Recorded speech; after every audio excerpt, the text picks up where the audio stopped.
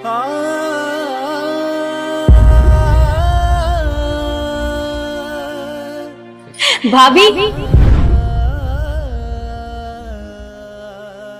ये रे भाई, राखी बांध दे। भाभी रो क्यों रही है? और ये वो मीठा भी कर ले। भाई मुझे माफ कर दे। तेरी बहन इस बार भी राखी पे तुझे राखी बांधने वहां नहीं आ सकी। भाई मैं बहुत मजबूर हूँ। मेरा बहुत मन करता है कि मैं वहां पे आके तुझे सामने से राखी बांधूं, तुझे अपने हाथों से राखी बांधूं, मिठाई खिलाऊं। लेकिन तेरी बहन बहुत मजबूर है। पर इसका मतलब ये नहीं है मैं तुझसे प्यार नहीं करती। मैं तुझसे बहुत प्यार करती हूँ। कोई बात नहीं दीदी, आप चिंता मत कीजिए, मुझे पता है आप मुझसे बहुत प्यार करती हैं। मेरे लिए बस इतना ही काफी है। दीदी आप आइए मेरे साथ, आइए।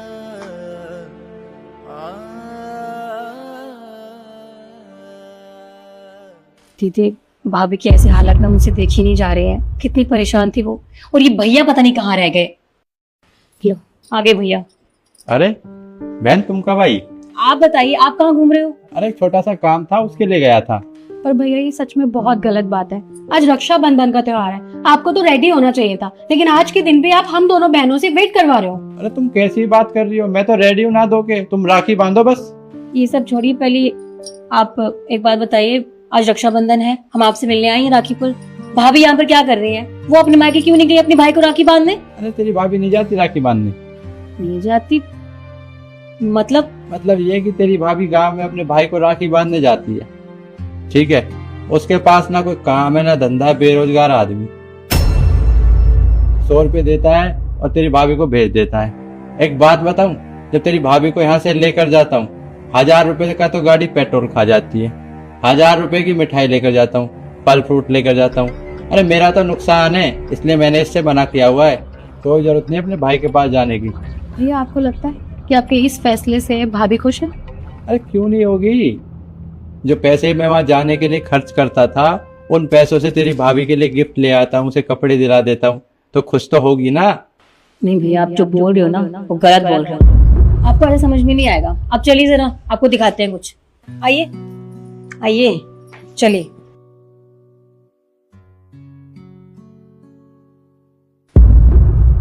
आप देखिए भैया भाभी को।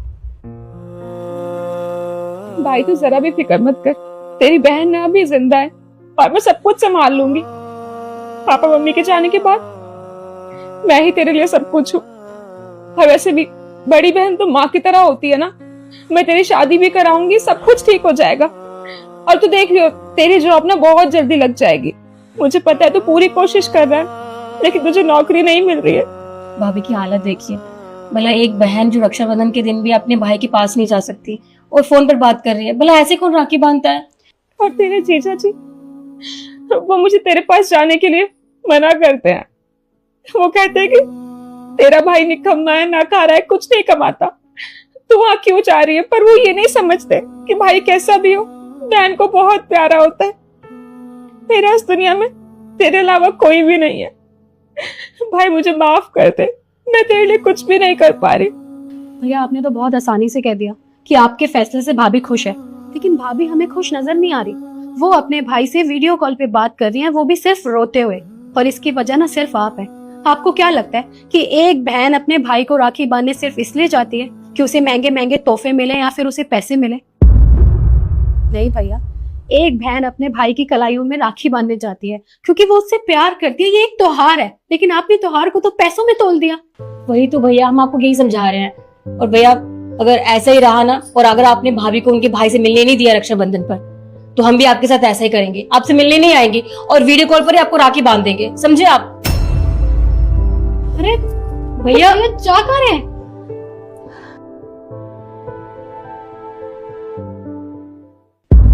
दीदी, दीदी उठिए। अरे भाई तू यहाँ क्या कर रहा है? तू यहाँ पे क्यों आ गया? अरे आप इतना चौंक क्यों रही हैं? मैं इसलिए आया हूँ क्योंकि आज रक्षाबंधन है, आप राखी बांधिए ना मुझे। भाई राखी तो मैं बांध दूंगी, लेकिन तुझे पता है ना कि तेरे जीजा जी को पसंद नहीं है तेरा यहाँ पे आना। अगर उन्हें पता चला कि तू यहाँ पे आया है, उनको भी न बताया तो वो बहुत गुस्सा हो जाएंगे। तो प्लीज अभी जा, मैं राखी बांध दूंगी। आप चिंता क्यों कर रही हैं? यार परेशान मत होइए, मुझे यहाँ पे जिया जी ही लेके आए हैं। क्या तेरे जीजा जी तुझे यहाँ पे लेके आए? हाँ, मैं ही इसे लेकर आया हूँ यहाँ पे, क्योंकि मुझसे बहुत बड़ी गलती हो गई। क्योंकि मुझे मेरी गलती का एहसास हो गया है। मैं जानता हूँ मैंने भाई बहन के रिश्ते को पैसों से तोला है, लेकिन ऐसा कुछ नहीं होता। भाई बहन का रिश्ता तो एक अनमोल रिश्ता होता है, ये प्यार का प्रतीक होता है। लेकिन मैंने बहुत गलत किया है, इसलिए मैं अपनी गलती सुधारने के लिए तुम्हारे भाई को घर पर ही ले आया, ताकि तुम इसे राखी बांध सको। ये तो अच्छा हुआ कि आपको अपनी गलती का एहसास हो गया, वरना ना जाने कब तक मैं अपने भाई को राखी नहीं बांध पाती रक्षाबंधन पे। आपको पता है रक्षाबंधन त्योहार ही भाई बहन का होता है, और बहनें बहुत खुशी खुशी अपने भाई को राखी बांधती हैं। पर मैं अपने भाई को राखी बांधने जा ही नहीं पाती हूँ, क्योंकि वो कमाता नहीं है। आपको पता, जब हमारे पापा मम्मी गए ना इस दुनिया से, तो मेरा भाई पढ़ाई कर रहा था, वरना आज उसके पास भी एक अच्छी नौकरी होती, वो भी पैसे कमा रहा होता। मेरे भाई के अलावा इस दुनिया में कोई बच्चा ही नहीं है। मैं उसके लिए सब कुछ हूँ, और वो मेरे लिए सब कुछ। भगवान का बहुत बहुत शुक्र है कि आपको टाइम रहते ये बात समझ में आ गई, वरना पता नहीं ये सब कब तक चलता। भगवान का तो शुक्रिया अदा करो, साथ ही मेरी बहनों का भी करो, जिन्होंने मुझे ये बात समझाई। मेरी बहनें, इन्होंने मुझे बताया कि भैया आप जो कर रहे हो बहुत गलत कर रहे हो, और इनकी वजह से आज तुम्हारा भाई यहाँ पर है। अगर ये ना समझाती तो तुम्हारा भाई यहाँ पर कभी नहीं आता। दीदी, आपका बहुत बहुत शुक्रिया कि आप लोगों ने इन्हें इतना समझाया, वरना शायद मैं अपने भाई को राखी ना बांध पाती आज। नहीं भाभी, आपको शुक्रिया करने की जरूरत नहीं है। और वैसे भी आप उदास क्यों हो रही है? रक्षाबंधन का दिन है, ये खुशियों का त्योहार, इसे उदास होकर मत बनाइए। आपका भाई आया है, राखी बांधिए उसे। और भैया, आपको भी राखी बांधनी है, आइए आइए।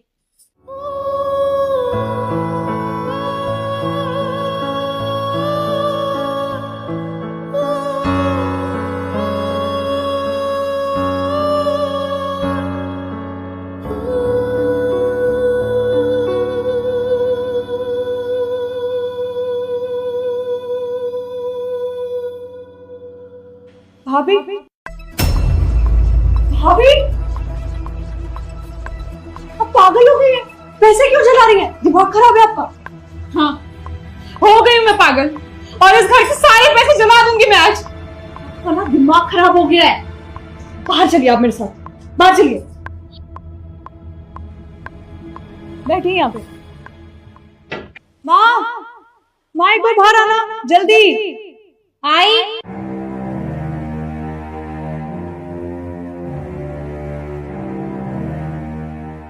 क्या हो बेटा, तू ऐसे चिल्ला क्यों रही है? आपको पता है भाभी क्या कर रही थी किचन में? इन पैसों में ना आग लगा रही थी। क्या? और जब मैंने इनसे पूछा कि आप ये क्यों कर रही हो, तब बोल रही है कि मैं आज सारे पैसों में आग लगा दूंगी। ये पागल हो गई, दिमाग खराब हो गया इनका। पूछिए इनसे क्यों कर रही है सब। बहू, क्या है ये सब? तुम पैसे जला रही थी? क्यों? हाँ, मैं ये पैसे जला रही थी, और फिर जलाऊंगी, सारे पैसे जला डालूंगी इस घर के मैं। क्योंकि क्या फायदा इन पैसों का, जब ये मुसीबत में मेरे काम ना आ सके तो क्या इनका अचार डालूंगी रख के मैं? नहीं चाहिए पैसे मुझे। अरे पर हुआ क्या है? तुम ऐसा कर क्यों रही हो? मैं ऐसा क्यों कर रही हूँ मम्मी जी? मैं मजबूर हूँ ये सब करने के लिए, मेरे पास और कोई रास्ता नहीं बचा है। मुझे नफरत हो रही है इन पैसों को देख के, क्योंकि आज जब मुझे इनकी सबसे ज्यादा जरूरत है, मेरे पास है ही नहीं। आपको पता है मेरे पापा की तबीयत बहुत खराब है, वो अस्पताल में भर्ती हैं। वो मुझे उनके इलाज के लिए पैसों की जरूरत है, क्योंकि पापा के पास अपने इलाज करवाने के लिए पैसे नहीं बचे। क्योंकि उनके घर पे एक बेटी थी जिसकी उन्होंने बहुत धूमधाम से शादी की थी, बहुत सारा दहेज दिया था, ताकि उसको उसके परिवार में, उसके ससुराल में पूरा मान सम्मान मिले, किसी भी चीज की कमी ना हो कभी।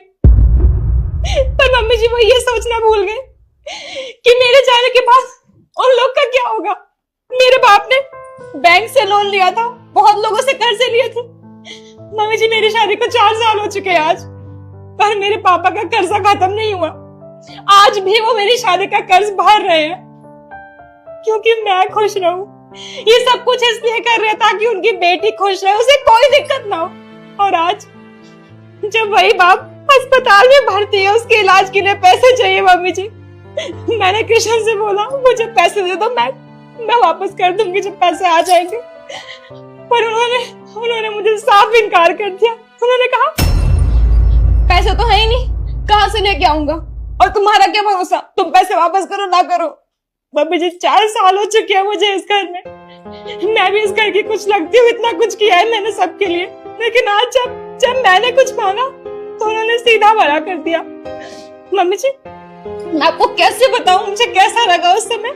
मुझे ऐसा लगा काश मैं भी पढ़ी लिखी होती, काश मैं भी कमा रही होती, तो मुझे किसी के आगे ऐसे अपने बाप के लिए झोली ना पहनानी पड़ती। मम्मी जी आप बताइए मैं क्या करूं, आप भी तो एक बेटी है ना, मेरा बाप मैं हम लोग बहुत मजबूर है आज। मम्मी जी ये पैसे क्या करूंगी रख के मैं, जब मेरे बाप की जिंदगी ना बचा सके है तो क्या करूंगी मैं इन पैसों का। मम्मी जी मुझे नहीं चाहिए।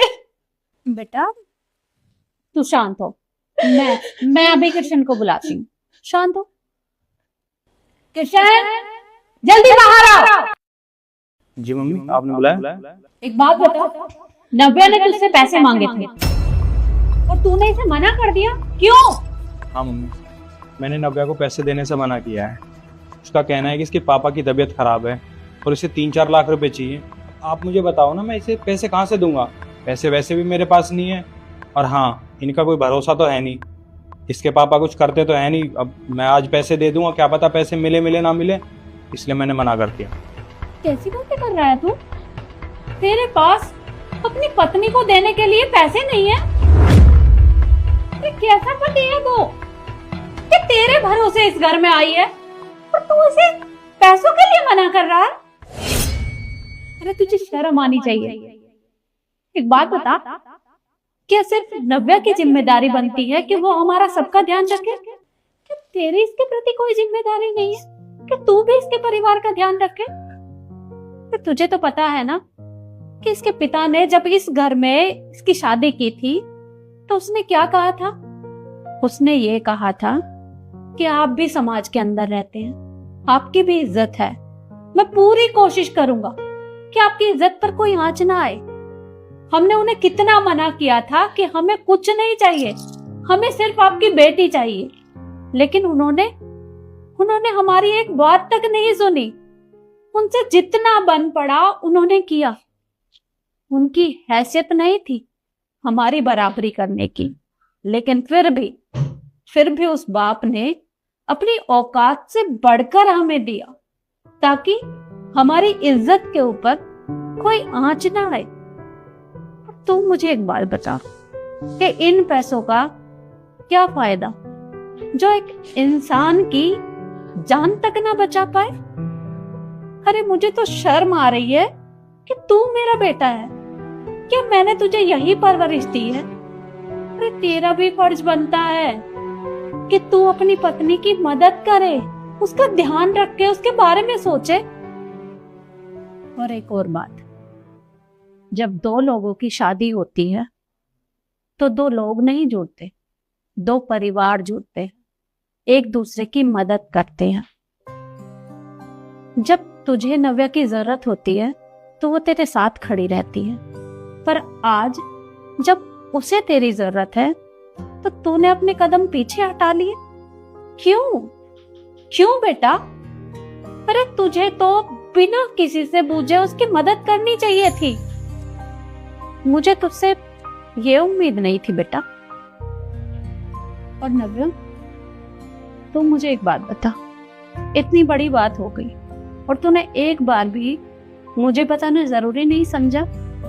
तुझे तो पता है ना कि मैंने तुझे कभी अपनी बहू नहीं समझा, हमेशा अपनी बेटी की तरह प्यार किया है। पर तूने ये बात मुझे क्यों नहीं बताई?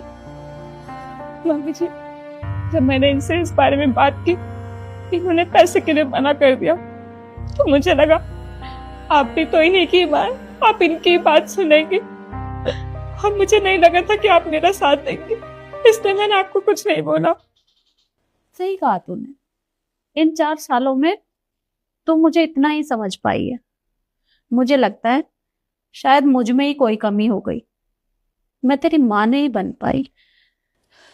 नहीं मम्मी जी, आप ऐसे मत बोलिए, आप में कोई कमी नहीं है, आप तो एक बहुत अच्छी माँ है।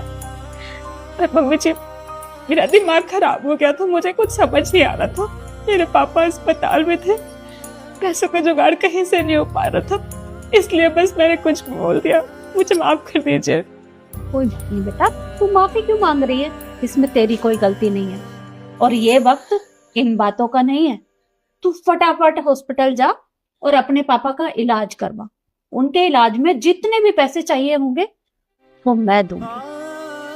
और तू बहू के साथ जाएगी और जब तक इसके पापा का इलाज नहीं हो जाता तुझे वापस नहीं आना है। तुझे इसके साथ रहना है, इसकी ढाल बनकर। जा इसके साथ।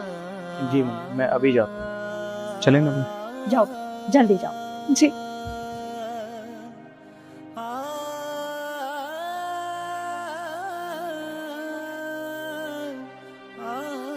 और आप लोग मुझे बताइए कि मैंने अपनी बहू की मदद करके सही किया या गलत। कमेंट जरूर करिएगा। धन्यवाद।